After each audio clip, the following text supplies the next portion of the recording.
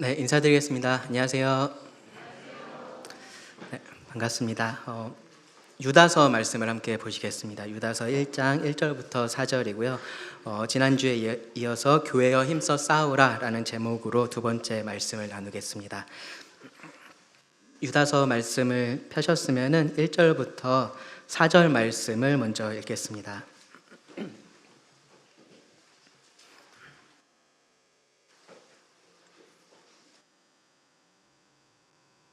예수 그리스도의 종이요 야고보의 형제인 유다는 부르심을 받은 자 곧 하나님 아버지 안에서 사랑을 얻고 예수 그리스도를 위하여 지키심을 받은 자들에게 편지하노라. 긍휼과 평강과 사랑이 너희에게 더욱 많을지어다. 사랑하는 자들아, 우리가 일반으로 받은 구원에 관하여 내가 너희에게 편지하려는 생각이 간절하던 차에 성도에게 단번에 주신 믿음의 도를 위하여 힘써 싸우라는 편지로 너희를 권하여야 할 필요를 느꼈노니 이는 가만히 들어온 사람 몇이 있음이라. 그들은 옛적부터 이 판결을 받기로 미리 기록된 자니 경건하지 아니하여 우리 하나님의 은혜를 도리어 방탕한 것으로 바꾸고 홀로 하나이신 주제 곧 우리 주 예수 그리스도를 부인하는 자니라. 교회의 싸움에 대한 말씀을 나누고 있습니다. 사실 이 싸움에 대한 말씀을 나눌 때 조금 조심스러울 수밖에 없는데요. 왜냐하면은 우리들이 어느 한쪽으로 이렇게 치우쳐져 있는 경우가 많기 때문에 그렇습니다. 절대로 싸우고 싶어 하지 않는 사람이 있고요. 웬만하면은 좀 싸우고 싶어 하는 사람이 있습니다. 싸우고 싶어 하지 않는 사람들에게 이러한 싸움에 대한 얘기를 하면은 왜라는 생각을 해요. 내가 왜 싸워야 돼? 굳이 왜 그런 거 갖고 싸워야 돼? 이제 그러한 생각을 하고요. 반대로 이제 싸우고 싶어 하는 사람들은 이런 말을 들으면 말이 다 끝나기도 전에 싸울 사람을 찾고 있습니다. 가서 내가 이렇게 싸워야지, 저렇게 싸워야지, 그런 생각들을 먼저 합니다. 우리가 그 가운데서 사실은 잘 균형을 잡고 성경적인 싸움을 해야 됩니다. 오늘 이 성도가 싸워야만 하는 그런 싸움에 대해서 함께 말씀을 나눌 텐데요. 이 말씀을 통해서 우리가 싸우는 이 싸움이 어떤 싸움인지를 좀 배우길 원하고요. 그리고 왜 그렇게 싸워야 하는지에 대해서 좀 생각해 보기를 원합니다. 두 가지 큰 소제목을 가지고 하겠습니다. 싸움의 목적 그리고 싸움의 대상입니다. 3절 말씀이 싸움의 목적에 대해서 말을 하고 있고요. 그리고 4절이 싸움의 대상에 대해서 말을 합니다. 이 둘을 통해서 이 싸움이 무엇이며 또 우리가 왜 이러한 싸움을 싸워야 하는지에 대해서 배울 수 있습니다. 먼저 3절을 보시면요, 싸움의 목적을 생각해 볼 수 있는데 독자들을 지금 사랑하는 자들아 라고 그렇게 부르고 있습니다. 우리가 지난 시간에 살펴봤었죠. 성도들은 교회는 하나님 안에서 사랑하심을 받은 자들입니다. 이 유다도 똑같이 그러한 마음으로 지금 이 독자들을 대하고 있습니다. 목자의 마음으로서, 사랑하는 마음으로서 힘써 싸우라 라는 내용의 편지를 지금 쓰고 있는 겁니다. 사실 이런 내용의 편지를 쓰는 것이 그렇게 쉬운 것은 아니잖아요. 그런데 그럼에도 불구하고 사랑하기 때문에 이것이 반드시 필요한 것이기 때문에 그렇게 하라라고 이야기를 하고 있는 겁니다. 그런데 3절 말씀을 보시면요, 원래는 다른 내용의 편지를 좀 쓰고 싶은 마음이 있었다라는 얘기를 해요. 어떤 내용이냐 하면은 우리가 일반으로 받은 구원에 관하여입니다. 우리가 받은 구원에 대해서 편지를 쓰고 싶은 마음이 먼저 있었다라고 하고요, 간절했다라고 말을 해요. 일반으로 받았다라는 그 말이 조금은 어색하게 들리실 수 있는데 쉽게 풀어서 말하면 똑같이 받은 구원이라고 말을 하고 있는 겁니다. 이 구원이라는 것이 누구에게나 똑같잖아요. 그렇죠? 구원받은 사람은 똑같이 구원을 받지, 누군가는 구원을 이만큼 받고 누군가는 조금 요만큼 받고 누군가는 지금 한 구원 받고 있어서 좀 더 받아야 되고 뭐 그러한 경우들 사실 없다라는 겁니다. 그 주제에 대해서 유다가 간절하게 이 편지를 쓰고 싶은 마음이 있었습니다. 그런데 그렇게 할 수가 없었던 거예요. 뭐 나중이 돼서 그러한 내용의 편지를 썼을지는 모르는데 우리가 그것은 지금 우리에게 남겨져 있지 않고요. 우리에게 남겨져 있는 하나님의 말씀 유다서는 다른 내용의 편지입니다. 유다가 더 시급한 필요를 느꼈던 건, 더 큰 책임감을 느꼈던 것, 더 큰 압박을 받았던 주제가 있었습니다. 뭐 어떠한 상황 때문에 그러한 마음이 들었을 수도 있고요. 뭐 어떤 사람하고 이야기를 하면서 그랬을 수도 있습니다.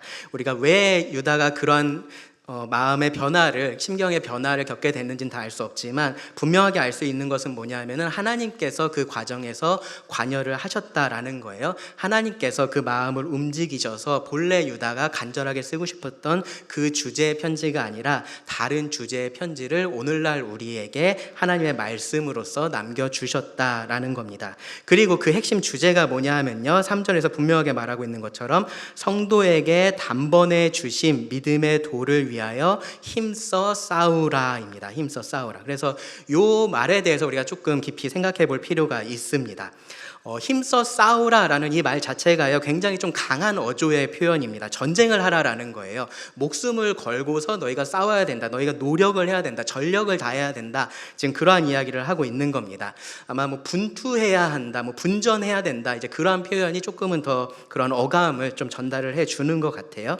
실제로 신약 성경에서는 그런 전쟁을 표현할 때 이 단어를 사용하기도 했고요, 치열한 영적인 전쟁 혹은 노력을 표현할 때도 사용이 됐습니다. 정말로 싸움을 말을 하고 있는 겁니다. 요즘에는 보면은 뭐 유치원이나 어린이집이나 그런 데 보면은 아이들이 뭔가 이렇게 경쟁, 스포츠 같은 것을 해도 거기에 승자가 없고 패자가 없어요. 그렇죠? 우리가 다 승자입니다. 실제로 잘하고 못하고 상관없이 다 똑같이 상을 받습니다. 그런데 지금 여기서 말하고 있는 것은 그런 것이 아니다라는 거예요. 정말로 목숨을 걸고 싸우는 검투사들의 싸움과 같은 그러한 싸움입니다. 상대를 죽이지 않으면 내가 죽는 그러한 싸움에 대해서 말을 하고 있는 겁니다. 허공을 치는 것과 같은 싸움이 아니다라고 그래서 바울은 이야기를 해요. 허공을 치는 것, 그냥 대상이 없는데 있는 것처럼 하고서 하는 것처럼 스파링 하듯이 섀도우 복싱이라고 하죠. 그렇게 하는 것처럼 하는 게 아니라 분명한 대상을 두고서 싸우는 싸움이라고 말을 합니다. 그래서 하나님의 전신갑주가 필요한 그러한 싸움이기도 합니다. 지금부터 잘 훈련해서 때가 되면은 싸우는 그러한 싸움이 아니고요, 지금부터 계속해서 싸워야 하는 그러한 싸움에 대해서 지금 이야기를 하고 있는 겁니다. 그런 싸움을 힘써서 싸우라라고 말을 합니다. 뭐를 위해서 그렇게까지 싸워야 되느냐? 성도에게 단번에 주신 믿음의 도를 위해서다라고 이야기를 해요. 성도에게 단번에 주신 믿음의 도. 이 믿음의 도에서요, 뒤에 도라는 것은요, 사실 의미를 분명하게 하려고 이제 번역하는 사람들이 추가를 한 거고요, 원래는 믿음이라고만 되어 있습니다. 성도에게 단번에 주신 믿음을 위해서 힘써 싸우라라고 그렇게 이야기를 한 거예요. 그런데 이제 우리는 믿음이라고 하면은 제일 먼저 드는 생각이 나의 믿음, 개인의 믿음, 주관적인 믿음이잖아요, 그렇죠? 근데 성경을 보면은 이 믿음이라는 단어가 그런 주관적인 믿음이 아니라 객관적인 믿음의 내용을 의미하는데도 사용이 되는 것을 볼 수 있습니다. 예를 들면요, 갈라디아서 1장 23절에 보시면 예수님을 만난 다음에 바울이 복음을 전할 때 성도들이 바울에 대해서 이렇게 얘기를 해요. 우리를 박해하던 자가 전에 멸하려던 그 믿음을 지금 전한다, 그렇게 말을 합니다. 그러니까 거기서 말하는 믿음이라는 것은 바울 개인의 믿음을 말하고 있는 게 아니고요, 믿고 있는 그 내용을 지금 이야기를 하고 있는 겁니다. 유다가 지금 여기서 말하고 있는 성도에게 단번에 주신 믿음이라는 것도 그 믿음의 내용을 지금 말을 하고 있습니다. 그래서 믿음의 도라고 그렇게 번역을 했을 겁니다.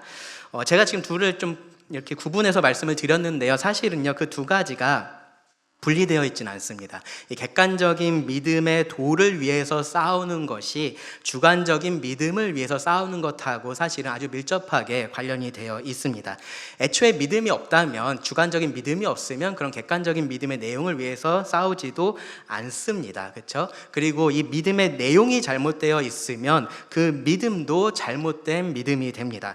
예를 들어서 오직 믿음으로 의롭다 하심을 얻을 수 있다가 아니고 어느 정도의 행함만 있으면 의롭다 하심을 얻을 수 있다라고 굳게 믿고 있다면 그 믿음의 내용이 잘못되어 있기 때문에 그 믿음도 잘못되었다라고 그렇게 우리가 말을 해야 되는 거예요. 그 두 가지가 분리되는 것은 아닙니다. 그렇기 때문에 지금 여기서 유다서가 말하고 있는 이 싸움이라는 것은요, 결과적으로는 믿음을 위한 싸움인 겁니다. 정말로 우리의 주관적인 믿음, 객관적인 믿음, 그 모든 것들을 포함한 믿음을 위한 싸움인 겁니다. 다만 조금 더 강조하고 있는 것이 그 믿음의 내용, 변하지 않는 진리에 대한 부분이라는 거예요.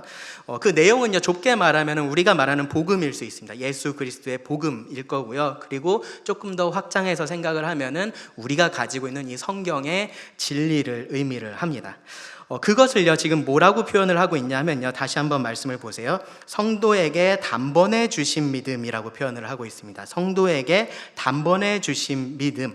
여기에서 우리가 이 믿음에 대해서 두 가지 이제 중요한 것을 좀 생각을 해볼 수 있는데요. 첫째는 뭐냐면은 믿음의 도라는 것이 성도에게 주어졌다라는 거예요. 주어졌다. 그러니까 성도들이 이것을 만들어냈거나 발견해냈거나 그런 것이 아니고 누군가에 의해서 주어졌다라고 말을 하고 있다라는 겁니다. 믿음의 근원에 대해서 말을 하고 있습니다. 믿음의 근원이 성도들에게 있는 것이 아니라 다른 누군가에게 있습니다. 누구에게 있을까요?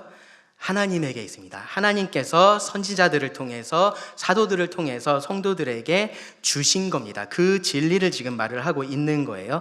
요한 1서 말씀에 보시면은 사도 요한이 이 부분에 대해서 분명하게 말을 합니다. 요한 1서 1장 2절 3절을 보시면 이는 아버지와 함께 계시다가 우리에게 나타내신 바 된 이시니라, 예수님에 대해서 말을 하고 있는 거예요. 그리고 우리가 보고 들은 바를 너희에게 전했다라고 말을 합니다. 그 예수님에게서 보고 들은 것을 전한 것뿐이다라고 말을 해요. 요한일서 1장 5절도요. 우리가 그에게서 듣고 너희에게 전하는 소식이 이것이니, 자신들이 이 복음의 근원이 아니다라고 말을 하는 겁니다. 우리들이 다 같이 모여가지고 회의를 해서 이러한 내용들을 만들어낸 것이라고 말하는 것이 아닌 거예요.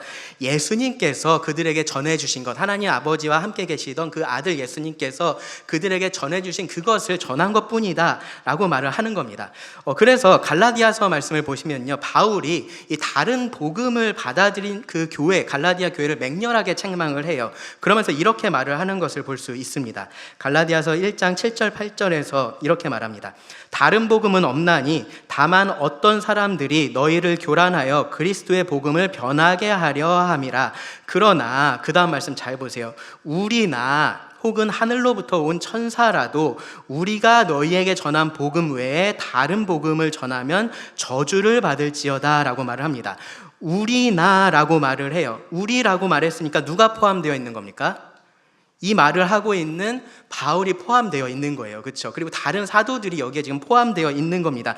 누가 됐든지 우리가 너희들에게 전해 주었던 그 복음과 다른 복음을 전한다면 그 사람은 저주를 받아야 된다라고 말을 하고 있는 겁니다. 자기만 바른 복음을 전할 수 있는 사람이라고 말하고 있는 것이 아닌 거예요. 자기를 포함해서 누구라도 잘못된 복음을 전할 수 있다라는 사실을 지금 가정을 하면서 이야기를 하고 있는 겁니다. 중요한 것은 복음의 내용인 건 거죠. 복음의 내용. 그리고 그 바른 복음은 오직 하나님께서 주신다 라는 사실을 지금 말을 하고 있는 겁니다. 이어지는 말씀에서 조금 더 분명하게 얘기를 해요. 갈라디아서 1장 11절 12절에서 말합니다. 형제들아, 내가 너희에게 알게 하노니 내가 전한 복음은 사람의 뜻을 따라 된 것이 아니니라. 이는 내가 사람에게서 받은 것도 아니요 배운 것도 아니요 오직 예수 그리스도의 계시로 말미암은 것이라. 내가 전했으니까 이 복음이 바른 복음이야 라고 주장을 하고 있는 게 아닌 거예요. 하나님께서 주신 것이고 그것을 가감없이 그대로 전했기 때문에 그 복음이 바른 복음이다 라고 말을 하고 있는 겁니다. 그리고 그렇기 때문에 앞에서 말했었던 것처럼 혹시 자신이 되더라도 그때 전한 그 바른 복음과 다른 복음을 전하면 저주를 받아야 한다 라고 그렇게 말을 하고 있는 겁니다. 그래서 이 사도 바울만 바른 복음을 전했었던 것은 아닙니다. 하나님은 바울을 통해서도 그렇게 하셨지만 베드로를 통해서도 바른 복음을 전하게 하셨고요. 요한을 통해서도 바른 복음을 전하게 하셨습니다. 사도들을 통해서 하나님은 그렇게 하셨습니다. 그리고 그 모든 말씀들을 성경에 기록하게 하셔서 우리들에게 전해 주신 겁니다. 그래서 그것하고 다른 복음을 전한다면 설령 그 사람이 바울 자신이라고 해도 저주를 받아 마땅하다라고 지금 말을 하고 있는 겁니다. 왜 그러냐 하면 이 복음의 근원이 사람이 아니라 하나님이시기 때문에 그렇습니다. 사람이 아니라 하나님입니다. 그래서요, 우리가 이 사실을 좀 잘 생각을 해봐야 됩니다. 그리고 경각심을 좀 가져야 돼요. 우리는 기본적으로 어떤 생각을 많이 하냐면요, 내가 옳다는 생각을 합니다. 내가 옳다. 어떠한 상황에 대해서 나는 옳아라는 생각을 기본적으로 가지고 있습니다. 그런데 특별히 이 진리에 대한 옳고 그름의 기준은요, 내가 아니라 하나님이시구나라는 것을 반드시 알아야 합니다. 그래서 그것을 어떻게 판별해야 하느냐? 하나님께서 이미 주신 이 말씀을 가지고 판단을 해야 해야 됩니다. 하나님께서 주신 이 성경에서 내가 벗어나 있지는 않은지를 판단을 해야 된다라는 거예요. 점검을 해야 된다라는 겁니다. 나는 괜찮다라고 생각하면 안 되고요. 저 목사님은 괜찮아라고 생각하면 안 된다라는 겁니다. 우리 교회는 그냥 괜찮아라고 그냥 그렇게 마음 놓고 있어서는 안 된다라는 겁니다. 물론 그런 긍정적인 태도는 좋은 것일 수 있지만 그렇다고 해서 분별하기를 멈춰서는 안 된다라는 거예요.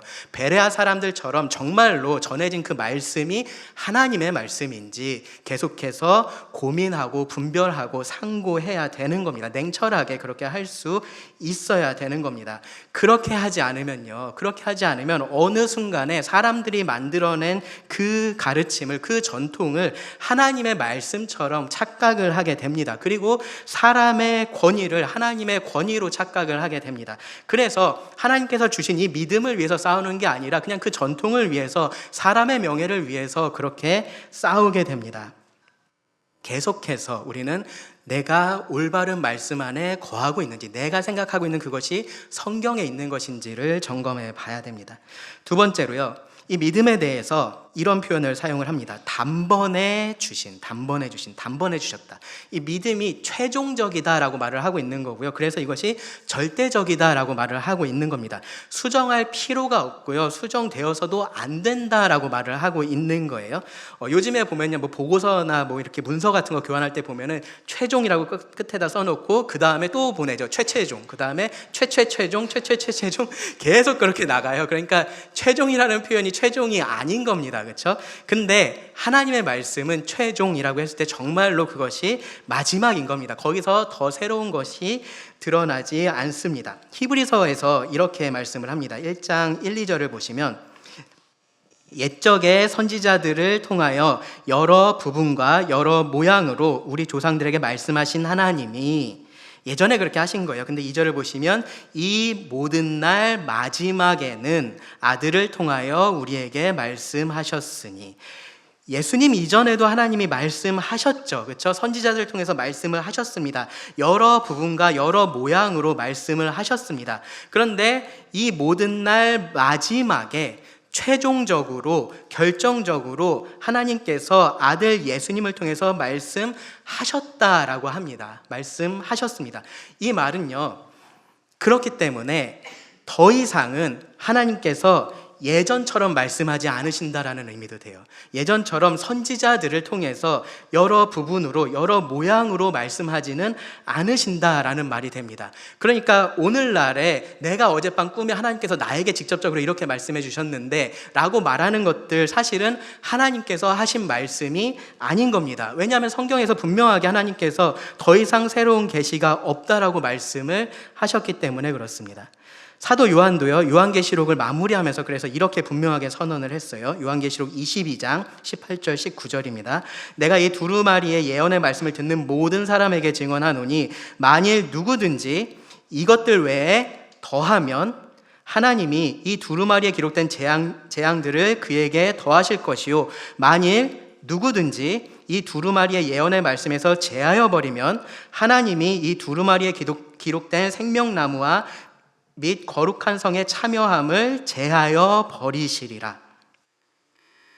우리가 성경을 통해서 믿고 있는 이 내용, 이것이 절대적이고 최종적인 것이기 때문에 그렇습니다. 이것이 우리의 유일한 믿음이기 때문에 그렇습니다. 그래서 이 믿음을 단 하나의 믿음이 아니라 그냥 여러 가능한 믿음들 중에 하나로 만들어 버리면요, 그것이 곧 거짓이 되는 거고요, 그것이 배교가 되는 겁니다.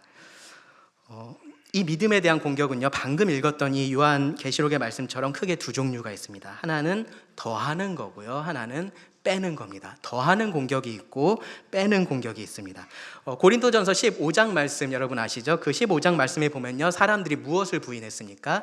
예수님의 부활을 부인했죠. 그렇죠? 부활을 뺀 겁니다. 베드로후서 3장을 보면요, 사람들이 예수님의 강림을 부인했다라고 말합니다. 강림, 예수님의 다시 오심을 뺀 겁니다. 요한일서에 보면은 예수님의 성육신을 뺀 사람들이 등장을 합니다. 그렇게 빼기의 공격들이 있는 겁니다. 그런데 그 빼는 것보다요, 조금 더 교묘하고 우리가 알기 어려운 것이 더하기 공격이에요. 더하기 공격. 왜 그러냐면은 이 완전한 것을 무언가 하나를 빼면은 그것이 티가 납니다. 근데 거기에 무언가 있는 듯 없는 듯 하나를 더하면 그것이 그렇게 티가 나지가 않습니다. 예를 들어서요, 예수님의 다시 오심에 대해서 부인하지는 않아요. 예수님께서 다시 오실 거야 라고 이야기를 하는 겁니다. 그런데 이렇게 얘기를 덧붙인다라고 생각을 해보세요. 그런데 우리 세대에는 절대로 안 오셔. 네. 이렇게 되는 걸 보니까 우리 세대에는 예수님께서 절대로 안 오실 거야 라고 그렇게 이야기를 한다라고 한번 생각을 해보시기 바랍니다. 그럴듯한 이유들을 갖다 붙이면요, 그럴듯하게 들리고요. 그리고 그렇게 그럴듯하게 들리기 시작하면은 어느 순간에 그게 맞다라는 생각을 해요. 그래서 예수님께서 오시기는 오시는데 지금 안 오셔가 되니까, 그러면 그 말은 결국 예수님이 안 오시는 것하고 결국은 똑같은 말이 됩니다. 그렇게 더해진 생각들을요, 우리가 쉽게 받아들이는 이유가 뭐냐면요, 대부분은 우리 입장에서 받아들이기 좋은 이야기들을 덧붙이기 때문에 그렇습니다. 갈라디아 교회에서 있었던 일이 바로 그런 일이었어요. 갈라디아 교회에 믿음으로 의롭다함을 얻는 그러한 참된 복음, 바른 복음이 전파가 됐습니다. 그런데 그들에게 거짓 복음이 들어왔습니다. 그 거짓 복음은요, 어떤 거였냐 하면은 믿음으로는 의롭다 하심을 받는 게 아니야 라는 게 아니었습니다. 너희는 믿음으로 절대로 의롭다 하심을 얻을 수 없어 라고 주장하지 않았습니다. 뭐라고 얘기했냐면요, 그렇게 되는 거 맞는데 근데 그 전에 유대인이 먼저 돼야 돼 라고 얘기를 했습니다. 먼저는 유대인이 되고 나서 그리고 믿음으로 의롭다함을 얻는 거야 라고 주장을 했습니다. 이 말이요, 오늘날 우리들이 들을 때는 그렇게 설득력 있게 그렇게 들리지 않을 거예요. 그런데 그 당시에 사람들에게는 그렇지가 않았습니다. 그 당시에는요, 오히려 유대인이나 이방인이나 상관없이 그냥 믿음만 있으면 믿음으로만 의롭게 된다라는 그 말이 훨씬 더 비현실적으로 그들에게는 들렸습니다. 비상식적으로 들렸어요.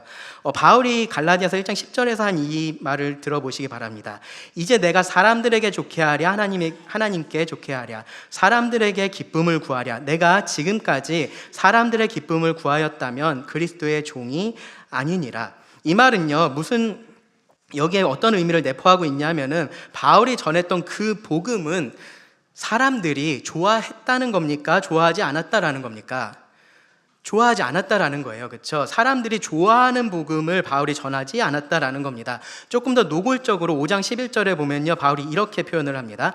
형제들아, 내가 지금까지 할례를 전한다면 어찌하여 지금까지 박해를 받으리요? 그리하였으면 십자가의 걸림돌이 제거되었으리니.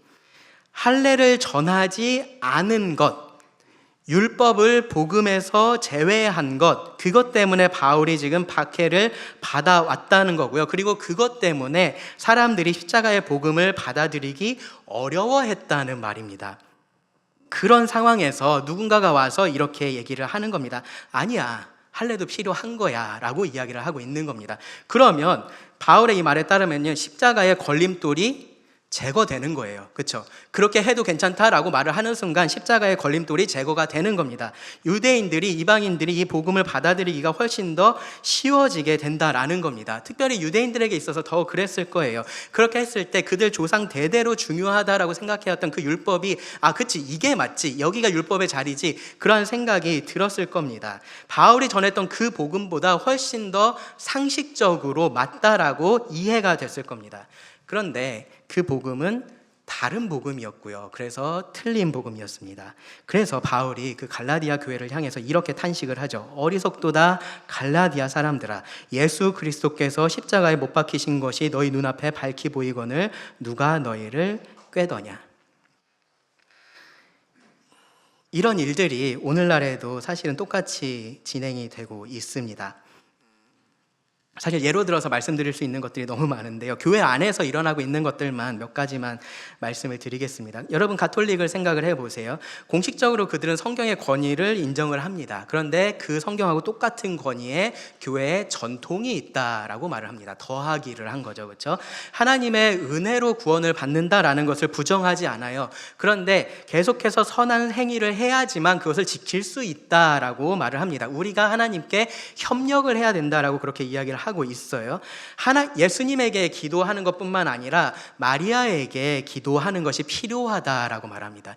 예수님에게 기도하면 안 된다라고 말하지 않아요. 근데 마리아에게 기도하는 것이 좋다라고 그렇게 똑같이 말을 한다라는 거예요.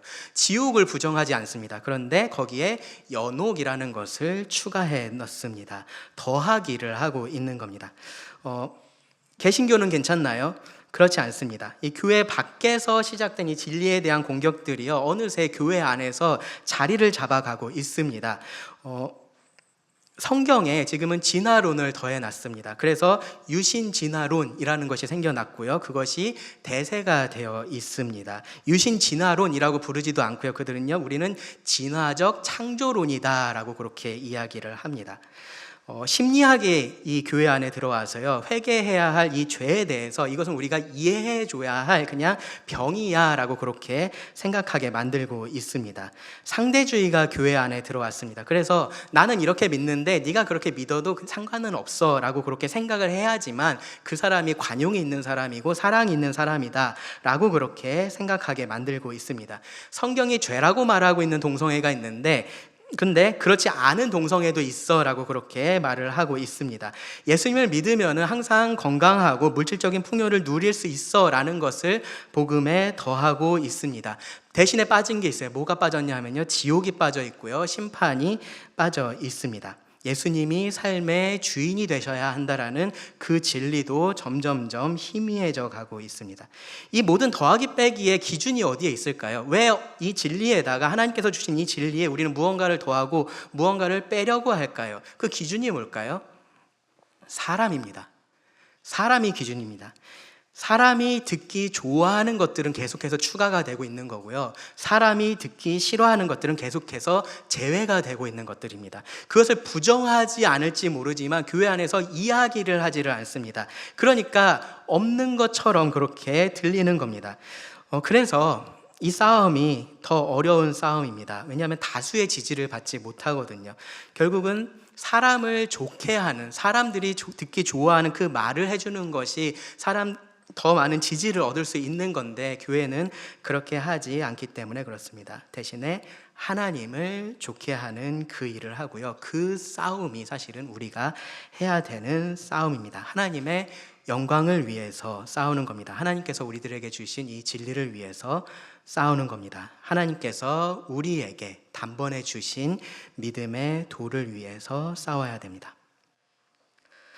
이제 4절 말씀에서요, 이 싸움의 대상에 대해서 좀 생각을 해 보겠습니다. 4절을 보시면은 왜 유다가 이제 그런 강한 부담감, 이 편지의 내용을 바꿔야 하는 부담감을 느꼈는지에 대해서 표현을 합니다. 4절 말씀을 다시 한번 읽어 보겠습니다. 이는 가만히 들어온 사람 몇이 있음이라. 그들은 옛적부터 이 판결을 받기로 미리 기록된 자니 경건하지 아니하여 우리 하나님의 은혜를 도리어 방탕한 것으로 바꾸고 홀로 하나이신 주제 곧 우리 주 예수 그리스도를 부인하는 자니라. 교회 안에 가만히 들어온 사람이 있었다라는 거죠. 몇이 있었다라고 그렇게 표현을 합니다. 표현을 보면요, 아마 그 당시에 그 순회 설교자들, 이제 그런 사람들이었었던 것 같아요. 요한 2서를 보시면 이 사도 요한이 특별히 그런 사람에 대해서 이제 경계해야 될 것에 대해서 강하게 이야기를 합니다. 요한 2서 1장 10절에 보시면요, 누구든지 이 교훈을 가지지 않고 너희에게로 나아가거든 그를 집에 들이지도 말고 인사도 하지 말라. 네, 거짓 교훈을 가지고서 너희들에게 다가가서 가르치려고 하는 그런 사람이 있으면은 그런 사람하고는 절대로 교제하지 말라라고 지금 이야기를 하고 있는 거예요. 그런데 요한 3서를 보면 이제 반대되는 내용이 기록이 되어 있어요. 거짓 복음이 아니라 바른 복음을 전하는 자들은 반드시 영접을 해서 잘 대접을 해야 한다, 이제 그러한 말씀을 합니다. 그러니까 교회가 분별력을 가져야 되는 거죠. 그렇죠? 교회가 분별력을 가지고 참된 복음의 일꾼하고 거짓 복음의 일꾼을 구분할 수 있어야 되는 겁니다. 그런데 지금 유다가 보고 있는 상황, 이 4절에서 말하고 있는 상황은 교회가 지금 그렇게 하고 있지 못한 상황인 거예요. 가만히 들어간 사람들이 있었고, 교회 안에 거짓을 가지고 가만히 들어온 사람들이 있었고, 몰래 들어온 사람들인 거죠. 악한 의도를 가지고 있는 사람들입니다. 그런 사람들이 있었는데 교회가 그것을 알아차리지 못하고 있는, 모르고 있는 그러한 상황인 겁니다. 오늘날 거짓이 교회 안에 들어올 때도 사실은 똑같이 이렇게 들어옵니다. 알아차리지 못하게 그렇게 들어옵니다. 그래서 그것을 분별하는 것이 사실은 그렇게 간단한 일은 아닙니다. 표면적으로 봐서 하나님이 없다고 주장을 하거나 그러지 않아요. 예수님의 부활을 부인하거나 그러지는 않습니다. 만약에 그렇다면은 사실은 우리가 쉽게 분간해낼 수 있겠죠. 그렇죠? 하나님을 믿는다는 사람이 그렇다는 사람이 하나님이 없다라고 말을 하고 있거나 그렇다면 우리가 금방 알 수 있을 거예요. 근데 그렇게 하지 않는다라는 겁니다. 빼기하고 더하기를 아주 교묘하게 합니다. 그러면서 들었을 때 일리가 있는데 라고 생각할 만한 그러한 주장들을 합니다. 결국 사람들이 듣기 좋은 이야기들을 해주는 겁니다. 이렇게 하면은 효과가 있을 거야 라고 그렇게 이야기를 하는 겁니다. 요즘에 교회들이요, 세상에서 컨설팅을 받는 경우들이 종종 있습니다. 교회를 운영하는 데 있어서 컨설팅 업체에 의뢰를 해가지고 우리 교회 어떻게 운영해야 돼요? 그렇게 물어보는 경우들이 있어요. 그러면서 교회가 운영되는 것이 마치 기업이 운영되는 것처럼 그렇게 보이기도 합니다. 그러면서 마케팅을 열심히 그렇게 하는 것처럼 합니다. 마케팅을 교회 용어로 바꾸면 뭘까요? 전도예요. 네. 마케팅이라고 얘기하지 않고 전도라고 이야기를 하면은 교회는 그 말을 들을 수밖에 없는 겁니다. 이게 교회를 위한 건데, 이게 전도를 위한 건데 그렇게 해야지라는 생각을 할 수밖에 없는 겁니다.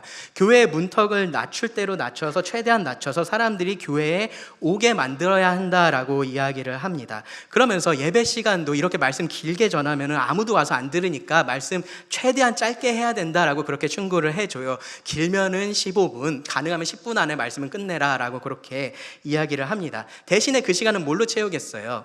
같이 노래하고 하는 것들은 사람들이 좋아합니다. 이 시간에 와서 같이 그냥 뭐 먹고 하는 것들은 좋아합니다. 그런 것들로 채우라고 합니다. 말씀 시간에 지옥 같은 얘기, 심판 같은 얘기 하지 말라라고 해요. 그거는 그냥 옛날에 못 살 때나 먹혔었던 전도 방법이지 지금은 더 이상 그런 거 통하지 않는다라고 말합니다. 그러니까 그런 말 하지 말라라고 합니다. 교회는 모이기보다는 계속해서 흩어져야 된다라고 얘기를 하고요. 계속해서 흩어져서 거기서 여러 가지 일들을 하는 것이 중요하다라는 말을 합니다. 실제로요, 그런 것들을 이제 차용을 해서 많은 교회들이 성장을 했습니다. 사람들이 많아진 거죠. 대형 교회들이 생겨났습니다. 그런데 정말로 그것이 복음이 확장된 것인지 우리가 잘 생각을 해봐야 됩니다. 그냥 교회라는 이름을 가지고 있는 곳에 사람들이 많이 모여 있다고 해서 그것이 복음이 확장된 것을 의미하지는 않기 때문에 그렇습니다. 물론 우리가 복음을 전하기 위해서 여러 가지 노력들을 해야 됩니다. 아까 말씀드렸던 문턱을 낮추는 일들, 필요한 것들 우리가 해야 돼요. 고민해보고 해야 될 것들이 분명히 있습니다. 그런데 세상에서 말하고 있는 그러한 것들을 우리가 차용할 때 그런 것들 속에 거짓이 숨어 있고 결국은 그것이 진리에 더하기 빼기를 하고 있다라는 것을 우리가 잊지 말아야 된다라는 거예요. 결국은 그렇게 해서 전해지는 그 복음에 십자가의 본래 의미가 사라질 수 있다라는 생각을 해야 된다라는 겁니다. 성경은요, 이 그리스도의 십자가, 이 복음이 원래 사람들을 불편하게 만든다라고 이야기를 하고 있어요. 죄인들은 십자가의 복음에 대해서 편하게 듣지를 못합니다. 유대인에게는 그것이 거리끼는 것이다 라고 말을 하고 있고요. 헬라인에게는 그것이 미련한 것이다 라고 말을 하고 있습니다. 그래서 만약에 그렇게 들리지 않는 복음을 우리가 전하고 있으면요, 사실은 그것이 잘못된 복음을 전하고 있는 겁니다. 유다는요, 교회가 분별력을 가지고 그렇게 해야 된다라고 말을 하고 있는 거고요. 지금 그가 보고 있는 상황은요, 그렇게 영접하지 말았어야 되는 사람들을 영접하고 있는 그런 상황을 말을 하고 있습니다. 알지를 못한 겁니다. 예수님의 씨 뿌리는 자의 비유에 보시면요, 그 비유 바로 다음에 예수님께서 가라지 비유를 말씀을 하세요. 농부가 좋은 씨를 뿌립니다. 사람들을 시켜서 좋은 씨를 밭에 뿌렸어요. 근데 그 사람들이 이제 밤에 자러 갔죠. 그때 누가 옵니까? 원수가 옵니다. 원수가 와서 그곳에 가라지를 뿌려둡니다. 아무도 알지 못했습니다. 아무도 그것을 눈치채지 못했습니다. 싹이 났습니다. 자라났습니다. 그럼에도 불구하고 가라지는 본래의 곡식과 동일하게 보이니까 그것을 분별해내지를 못했습니다. 언제까지요? 결실할 때까지. 그때까지 알지 못했습니다. 그런 일이 교회 안에 일어나고 있는 것을 지금 유다가 말을 하고 있는 겁니다. 그것에 대해서 성경은 계속해서 경고를 합니다. 예수님도 경고를 하셨어요. 마태복음 7장 15절을 보시면요, 거짓 선지자들을 삼가라. 양의 옷을 입고 너희에게 나아오나 속에는 노략질하는 일이라. 겉으로 보면은 양인 겁니다. 근데 우리 눈엔 겉밖에 안 보여요, 그렇죠? 겉으로 보면 분명히 양이에요. 근데 그 안에는 이리의 마음을 가지고서 양들에게 나아오고 있다라는 겁니다. 사도행전 20장 29절 30절에서는요, 바울이 그 에베소 장로들을 불러 모아놓고 자신이 떠난 이후에 이 교회를 맡기면서 이러한 경고의 말을 합니다. 내가 떠난 후에 사나운 이리가 여러분에게 들어와서 그 양떼를 아끼지 아니하며, 또한 여러분 중에서도 제자들을 끌어 자기를 따르게 하려고 어그러진 말을 하는 사람들이 일어날 줄을 내가 아노라. 그러한 것이 사실은 계속해서 하나님의 백성들 가운데서, 하나님의 양무리 가운데서 일어났었기 때문에 바울도 동일하게 이러한 경고를 하는 겁니다. 디모데전서 4장 1절에서도 경고합니다. 그러나 성령이 밝히 말씀하시기를 후일에 어떤 사람들이 믿음에서 떠나 미혹하는 영과 귀신의 가르침을 따르리라 하셨으니, 베드로후서 2장 1절에서도요, 그러나 백성 가운데 또한 거짓 선지자들이 일어났었나니 이와 같이 너희 중에서도 거짓 선생들이 있으리라 라고 말을 합니다. 이 거짓의 공격은요, 어느 시대에 한정된 것이 아닌 겁니다. 그러니까 놀랄 필요는 없어요. 대신 대비하고 있어야 됩니다. 어떻게 대비를 합니까? 우리가 듣는 것, 보는 것, 읽는 것, 그 모든 것들에 있어서 분별력을 가져야 되는 겁니다. 이들에 대해서요, 그들이 옛적부터 이 판결을 받기로 미리 기록된 자라고 지금 표현을 하고 있어요. 이 표현에 대해서는 사실 5절 이후의 말씀들이 설명을 해줍니다. 그때 좀 자세하게 보게 될 텐데요. 간단히 말하면 이러한 자들, 이러한 거짓 가르침을 교회 안으로 가지고 오는 이러한 자들에 대해서 하나님은 정죄를 하셨고요. 그리고 심판에 이르게 하실 것이다 라고 말씀을 하고 있습니다. 문제는 그냥 이런 사람들이 교회 안에 몇 명 있는 게 아니에요. 그냥 그게 문제면 그 사람들 쫓아내면 그만이잖아요, 그렇죠? 그럼 유다서 이 말씀에서도 이 사람들 누구라고 하고서 이 사람들 내보내 라고 하면은 그냥 끝날 일이에요. 근데 문제는 뭐냐면은 단지 그 사람들이 교회 안에 있다라는 것이 아니고요, 그들의 가르침과 그들의 삶이 실제로 교회에게 영향을 주고 있다라는 겁니다. 그 부분에 대해서 20절부터 23절에서 이제 유다가 성도들을 권면하면서 이야기를 하는데요.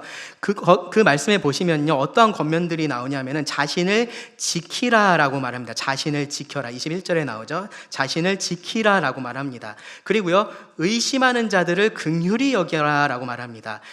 이 거짓 가르침 때문에 의심하고 있는 사람들이 그 안에 생겨난 겁니다. 그리고요, 어떤 사람들에 대해서는요, 23절에 보시면은 불에서 끌어내라라고 말을 해요. 이미 불 가운데로 들어가 있는 사람들도 있었던 겁니다. 이 교회 안에 들어와서 그렇게 영향력을 행사하고 있었던 겁니다. 가만히 들어온 사람들, 그들에게, 그들의 가르침에, 그들의 삶에 교회가 영향을 받고 있었습니다. 그리고 그들을 그렇게 따라가면요, 결국은 그들과 똑같은 심판을 받게 될 것을 알고 있기 때문에 지금 유다는 이렇게 경고의 편지를 쓰고 있는 겁니다. 그러면 우리가 그들을 잘 분간해내야겠죠. 분별할 수 있어야 됩니다. 어떻게 분별할 수 있느냐? 이제 그 특징을 두 가지를 이야기를 해줍니다. 믿음의 도를 위한 싸움이라고 말씀을 드렸어요. 그러니까 믿는 바가 뭐가 잘못됐는지 그러한 이야기들을 해줄 것 같은데 그렇지 않아요. 무엇에 대해서 이야기를 하냐면요, 그들의 삶의 특징에 대해서 유다는 말을 합니다. 왜냐하면은 그 잘못된 거짓된 믿음이라는 것은요, 사실 얼마든지 다양한 모습으로 올 수 있어요. 근데 뭐가 됐든지 거짓된 복음을 가지고 있다면 이러한 삶의 특징으로 드러난다라는 것이 분명하기 때문에 이 삶을 가지고 분간해야 된다라고 이야기를 하고 있는 겁니다. 그들의 말이 아니고요, 그들의 삶이 그들이 누구인지를 훨씬 더 확실하게 드러내기 때문에 그런 겁니다. 이 사람들에 대해서요, 4절에 보시면요, 중간쯤에 보시면 경건하지 아니하여라는 표현을 사용을 해요. 경건하지 않은 사람들인 겁니다. 가만히 들어온 이 사람들은 경건하지 않은 사람들이에요. 경건하지 않다라는 것은요, 하나님을 예배하지 않는다라는 겁니다. 하나님을 경배하지 않고요, 하나님을 경외하지 않는다라는 의미입니다. 하나님을 두려워하지 않습니다. 어떤 의미에서는요, 우리가 이 표현을 믿지 않는 사람들, 불신자들에게 사용할 수 있는 표현이에요. 근데 지금 여기서 말하고 있는 사람들은 그런 사람들이 아닌 겁니다. 믿는다라고 말을 하고 있는 사람들, 하나님의 진리에 대해서 내가 안다라고 말을 하고 있는 그 사람들입니다. 그러면서 그 믿음을 무너뜨리고 있는 사람들입니다. 하나님을 두려워하지 않는 그러한 사람들입니다. 그들의 특징에 대해서 이렇게 말합니다. 우리 하나님의 은혜를 도리어 방탕한 것으로 바꾸고 홀로 하나이신 주제 곧 우리 주 예수 그리스도를 부인하는 자니라. 두 가지로 간략하게 말씀드리면요, 이들은요 하나님의 은혜를 이용하는 거고요, 그리고 또 하나는 하나님의 권위를 부인합니다. 하나님의 은혜는 이들이 이용을 하고요, 하나님의 권위는 부인합니다. 앞에 것이 더하기이고요, 뒤에 것이 빼기입니다. 자, 하나님의 은혜를 이용을 합니다. 우리 하나님의 은혜를 도리어 방탕한 것으로 바꿨다라고 말을 해요. 로마서 6장 1절에 보시면요, 바울이 율법의 행위가 아니라 은혜로 얻는 구원에 대해서 역설을 하고 나서 이렇게 물어봅니다. 그런즉 우리가 무슨 말을 하리요? 은혜를 더하게 하려고 죄에 거하겠느냐? 이 질문에 대한 합당한 답이 뭔가요? 그럴 수 없느니라. 2절에 나오죠, 그렇죠? 그럴 수 없느니라입니다, 그렇죠? 근데 이 거짓 교사들은 어떻게 답을 했다라는 겁니까? 그럴 수 있습니다 라고 말을 했다라는 거예요. 충분히 그럴 수 있습니다, 그래야 됩니다 라고 지금 답을 했다라는 겁니다. 그들은 이렇게 말을 했을 겁니다. 가상입니다. 그냥 제가 이들의 입장이었으면은 이렇게 말을 했었을 것 같습니다. 하나님은 은혜의 하나님이십니다. 하나님의 은혜는 우리의 가장 큰 죄를 덮고도 남습니다. 그러니까 하나님께 나올 때 죄는 걱정할 필요가 없습니다. 죄를 지었으면요, 그 죄를 가지고 그대로 하나님께 나오면 됩니다. 하나님은 우리에게 있는 모습 그대로 오라고 하셨습니다. 어떠세요? 아멘이 되시죠? 네, 아멘이 되실 겁니다. 조심하셔야 됩니다. 잘 들으세요. 하나님은 우리에게 자유를 주셨습니다. 우리는 이제 율법에서 자유합니다. 그러니까 이것도 못하고 저것도 못하고 그런 말씀 하지 마십시오. 우리는 하나님 안에서 무엇이든지 할 수 있습니다. 그것이 하나님께서 우리들에게 주신 자유이고 그것이 진정한 복음입니다 라고 그렇게 가르쳤을 겁니다. 교묘하죠? 네, 들었을 때 아마 고개가 반쯤 끄덕끄덕 하시다가 끄덕이면 안 될 것 같은데 막 그런 생각들이 드실 거예요. 누군가 그들에게 이렇게 말할 겁니다. 그래도 죄를 짓는 것 좀 아니지 않아요? 또 우리가 그렇다고 해서 하나님의 은혜가 크다고 해서 계속 죄를 짓는 게 괜찮다라고 말하는 것처럼 들리는데요 라고 그렇게 말을 할 겁니다. 그러면은 그들이 이렇게 얘기를 할 겁니다. 순전히 제 상상입니다. 죄 안 짓는 사람 있나요? 어차피 우리 다 죄를 짓습니다. 그런데 정말로 중요한 건 뭐냐 하면은 하나님의 은혜는 언제나 그 죄보다 더 크다는 거고 하나님이 어떤 죄든지 용서하신다라는 그 사실입니다. 그러니까 자꾸 죄를 바라보지 마시고 하나님의 은혜를 바라보고 사세요 라고 얘기를 할 겁니다. 이것이 죄인지 아닌지에 너무 신경 쓰지 마시고 여러분 자유를 누리시기 바랍니다. 그것이 정말로 하나님께서 원하시는 기쁨의 삶입니다. 좀 설득이 되시나요? 약간 꺼림직할 수는 있는데요, 조금 일리가 있는 말처럼 그렇게 들릴 수 있습니다. 특별히 누구에게 그렇게 들리냐 하면요, 율법에 눌려있는 사람에게 그렇게 들립니다.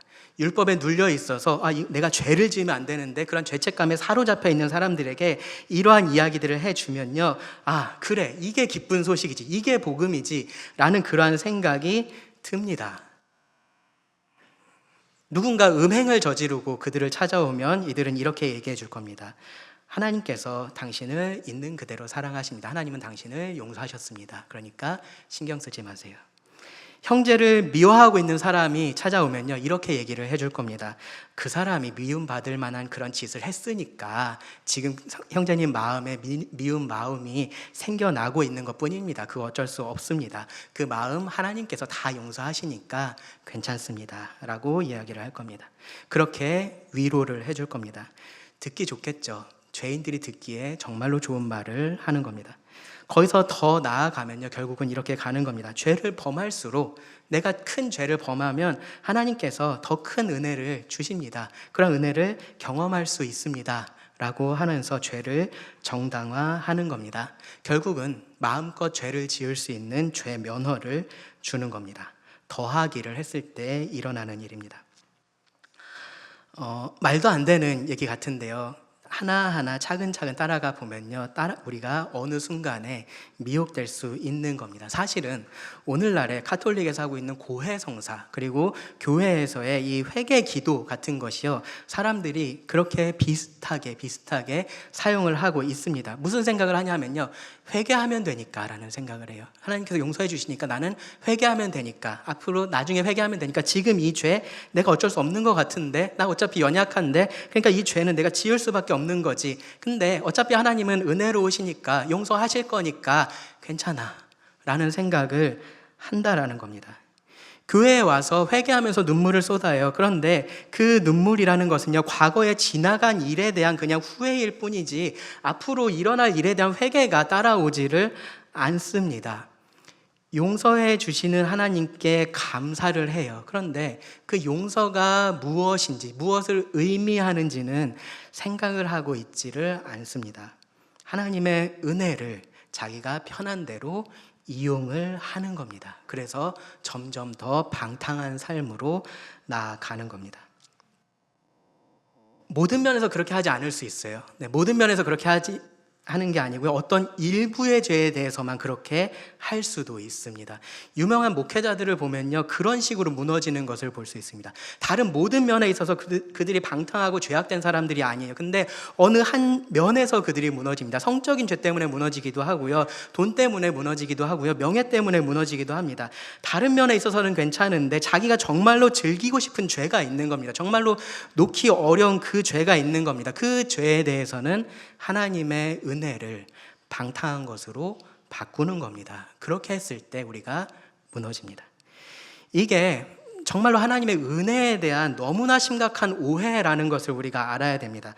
바울은요, 은혜를 더하게 하려고 죄에 거할 수 없다라고 말을 하면서요, 로마서 6장 2절을 다시 보시면 죄에 대하여 죽은 우리가 어찌 그 가운데 더 살리요라고 반문을 해요. 그렇죠? 죄에 대해서 죽은 사람이 어떻게 살 수가 있느냐, 그거 불가능한 얘기다라고 이야기를 하는 겁니다. 순간순간의 죄를 범할 수는 있지만 그 죄를 당연하게 여기고 더 죄 가운데 살고 싶어 하는 것, 정말로 구원받은 사람이라면 가능하지 않은 일이다라고 말을 하는 거예요. 요한도 똑같은 원리를 말했습니다. 요한일서 1장 6절에 보시면, 만일 우리가 하나님과 사귐이 있다 하고 어둠에 행하면 거짓말을 하고 진리를 행하지 아니함이거니와, 빛이신 하나님과 사귐이 있는 사람이 어둠을 당연한 것으로 여기고 그 가운데 살 수 없다라는 겁니다. 그 이유에 대해서 이렇게 말을 합니다. 요한일서 3장 8, 9절을 보세요.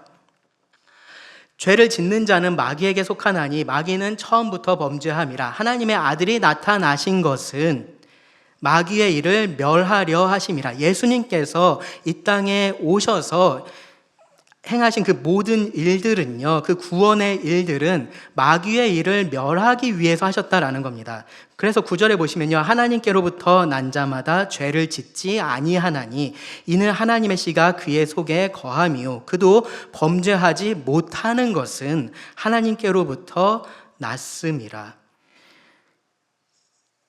우리를 구원하신 하나님의 은혜는요, 법적으로 우리를 죄하고 상관없다라고 그렇게 선포하는 것으로만 끝나는 게 아니고요, 실제적으로도 죄에서 우리를 멀어지게 만듭니다. 그것이 하나님의 은혜입니다. 그래서 이 하나님의 은혜를 죄를 정당화하기 위한 그런 수단으로 이용을 한다면요, 그 사람은 정말로 참된 하나님의 은혜를 경험한 사람이 아닌 겁니다. 자, 두 번째로요, 이 경건하지 않은 사람들의 대해서 그들의 특징에 대해서 뭐를 얘기하냐면요, 하나님의 권위를 부인한다라고 합니다. 홀로 하나이신 주제 곧 우리 주 예수 그리스도를 부인하는 자다라고 말을 해요. 하나님의 은혜를 이용하는 것하고 사실은 같은 맥락에 있는 그런 특징이라고 할 수 있습니다. 거짓 교사는 예수님이 유일한 주제이시다, 주인이시다라는 그 사실을 부인을 합니다. 오늘날에는 이제 우리 개인의 그런 인권이라는 것이 가장 최후까지 침해받을 수 없는 어떤 그런 권리로서 여겨지잖아요. 그래서 누가 누구의 권위 아래에 있다, 이제 그러한 것들이 우리가 좀 이해하기 힘든 그러한 특징이 됐습니다. 그런 개념이 됐는데요. 그런데 이제 이 편지가 기록됐을 때의 상황을 생각해 보시면 그렇지 않습니다. 그때에는요, 여러 종류의 그러한 주인들이 있었습니다. 권위들이 있었습니다.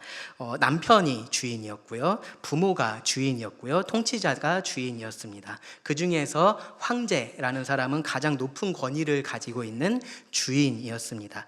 그런데 구원받은 사람은 어떻게 되는 겁니까? 그 가장 높은 권위를 가진 사람이 황제가 아니라 예수님이 되시는 겁니다. 그것이 달라지는 거예요. 그것이 바뀐 겁니다. 예수님이 주인이십니다. 그래서 그 예수님 때문에 아내는 남편에게 순종을 하고요. 그 예수님 때문에 남편은 아내를 사랑하라라고 성경은 말을 해요. 그 예수님 때문에 똑같은 이유로 자녀는 부모에게 순종을 해야 되고 부모는 자녀를 노엽게 하지 않고 주의 교훈으로 양육하라라고 말을 합니다. 그리고 그 원리는요, 시대를 초월해서 오늘날 우리에게도 똑같이 적용이 되는 겁니다. 내가 아니라 예수 그리스도가 삶의 주인이 되시는 것, 그것이 우리가 믿는 이 믿음의 가장 핵심에 있는 그러한 진리입니다. 왜 그러냐 하면요, 여러분 생각해 보세요. 하나님께서 사람을 창조하시고요, 그 사람에게 이 세상을 다스리게 하셨어요. 이 땅을 다스리게 하셨어요. 그렇죠? 다스리게 하셨다라는 말은 어떤 면에서는 어떤 의미가 되냐면은 하나님께서 이 사람을 왕으로 세우셨다라는 거예요. 그렇죠? 다스리게 하셨으니까. 그런데 사람이 그러면 절대적인 왕이 됐느냐? 정말로 자기가 원하는 대로 뭐든지 할 수 있는 그런 왕이 됐느냐? 그렇지 않습니다. 그것을 계속해서 상기시켰던 것이 뭐냐 하면요, 그 에덴 동산 중앙에 있었던 선악을 알게 하는 나무의 열매를 먹지 말라라고 하신 그 하나님의 명령이에요. 아담과 하와가 그 나무의 열매를 볼 때 먹고 싶은 마음이 있었을 겁니다. 다른 나무들의 열매는요, 마음대로 먹을 수 있었어요. 근데 이 나무의 열매를 먹지 못했습니다. 너무 멀리 있어서, 너무 높이 있어서, 그거 따려고 하면 다쳐서. 아니에요. 유일한 하나의 이유가 있습니다. 뭐죠? 하나님께서 먹지 말라고 하셨기 때문에. 그래서 먹지 못한 겁니다. 자기 위에 권위가 있다라는 것을 하나님은 그것을 통해서 알게 하셨던 거고요. 사람은 계속해서 그 나무를 보면서, 그 열매를 보면서, 아, 하나님이 내 위에 왕이시구나라는 것을 알아야 됐었습니다. 그리고 그 하나님의 대리왕으로서 이 땅에서 살았어야 됐습니다. 그런데 그 열매를 따먹었잖아요. 그렇죠? 어떻게 된 겁니까? 스스로 왕이 된 겁니다. 아무도 복종하지는 않는데 스스로 왕이 된 거예요. 좋게 말해서 왕이 된 거고요. 다르게 말하면 하나님의 왕국에서 반역을 일으킨 겁니다. 그리고 성경은 그래서 성경은요, 그런 우리들을 하나님의 원수라고 표현을 하는 겁니다. 그 원수된 우리를 예수님께서 구원하셨고요, 다시 그 왕이신 하나님의 백성이 되게 하셨습니다. 골로새서 1장 13절 14절에서 이렇게 말합니다. 그가 우리를 흑암의 권세에서 건져내사 그의 사랑의 아들의 나라로 옮기셨으니 그 아들 안에서 우리가 속량 곧 죄사함을 얻었도다. 예수님은 믿는 자의 죄를 속하신 그러한 구원자이기도 하시고요, 동시에 그들의 왕이시기도 한 겁니다. 그래서 예수님을, 이 성도들은요, 예수님을 부를 때 가장 일반적으로 어떤 표현을 사용해서 부릅니까? 주님, 주님이라고 부르는 겁니다. 여기 사전에서 유다도요, 그래서 예수님을 우리 주라고 표현을 했습니다. 너무나 당연한 믿음입니다. 당연한 진리예요. 근데 정말로 놀랍게도 이 당연한 믿음을 교회 안에 가만히 들어온 그 거짓 교사들이 아주 쉽게 무너뜨릴 수가 있었다라는 거예요. 사실 빼기는 아까 분별하기 쉽다라고 말씀을 드렸는데, 그럼에도 불구하고 그러한 일들이 그 안에 있었습니다. 왜 그러냐 하면은 사람들이 여전히 주인이 되고 싶어하는 마음이 있기 때문입니다. 사람들은 듣고 싶은 말을 듣기 위해서 온전한 믿음에서 무언가를 빼도 그것을 받아들였다라는 거예요. 그게 꼭 옳아서라고 생각해서가 아니고요, 그게 더 낫다라고 생각했기 때문에 그렇습니다. 그렇게 느꼈기 때문에 그렇습니다. 알리스터 백이라는 목사님이 이렇게 말을 했습니다. 한번 들어보세요. 하나님 말씀의 진리 앞에 섰을 때 나는 그 말씀 아래 엎드려 예수님은 나의 주제이시며 나의 주님이시고 나의 왕이십니다. 저에겐 다른 선택의 여지가 없습니다. 라고 고백하든지, 아니면 어떻게든 말씀을 재구성해야 한다. 누군가 나에게 아니요, 이건 아무 문제 없어요 라고 말해줄 곳을 찾아가야만 하는 것이다. 교회가 그렇게 했었던 겁니다. 예수님의 주재권을, 예수님이 주인이 아니다라고 말해도 그것이 나에게 도움이 된다라고 생각하니 이것이 맞다라고 받아들였다라는 겁니다. 이렇게 말해줄 사람이 가까운 친구여도 좋을 텐데요, 조금 더 유명한 목사님이나 뭐 설교자나 그러면 아마 더 좋을 겁니다. 그렇죠? 더 신뢰가 갈 겁니다. 그런데요, 그렇게 해서 우리가 발견하게 되는 것은요, 성경의 진리가 아니다라는 것을 알아야 됩니다. 그것은 사람들이 만들어 놓은 진리처럼 보이는 거짓입니다. 그리고 그 위에 세워진 내 삶은 언젠가는 무너진다라는 것을 알아야 됩니다. 그래서 거짓은 말이 아니라 삶으로 드러날 겁니다. 디도서 1장 16절이 말합니다. 그들이 하나님을 시인하나, 네, 말로는 시인하는 거죠. 근데 행위로는 부인하니. 거짓 교사들의 이론은 계속해서 달라질 겁니다. 교회를 공격하는 거짓은요, 계속해서 그 모습을 다르게 할 거예요. 그런데 결국은 삶이 드러낸다라는 겁니다. 그것이 우리가 싸워야 할 대상이 누구인지를 드러냅니다. 교회는 그들과 싸우는 거고요. 그들이 전파하는 그 거짓을 대항해서 싸우는 겁니다. 힘써서 싸워야 합니다. 말씀을 정리를 하겠습니다.